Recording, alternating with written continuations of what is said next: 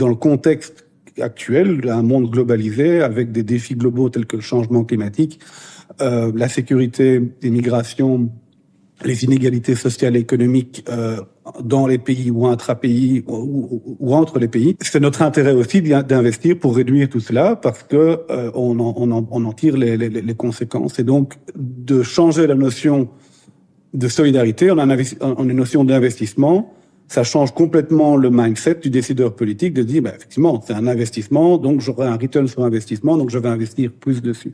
Un exemple concret, c'est le climat. Voilà, investir dans la lutte contre le réchauffement climatique ou dans la préparation aux catastrophes naturelles, oui, c'est un investissement entre guillemets rentable, puisqu'on voit le prix d'une catastrophe naturelle, on l'a vécu en Belgique il y a quelques années, est beaucoup plus important que le prix de la prévention. Investir pour que l'Afrique développe des énergies renouvelables plutôt que de faire l'énergie fossile comme on l'a fait chez nous, c'est notre intérêt à nous, parce que si demain il y a 4 milliards d'Africains, c'est ce sera le cas, la population africaine va tripler au cours de ce siècle, hein, c'est du jamais vu dans l'histoire de l'humanité. Mais si ces 4 milliards d'Africains consomment l'énergie comme on l'a fait, l'énergie polluante, c'est toute la planète qui en souffrira. Donc c'est aussi une notion d'investissement.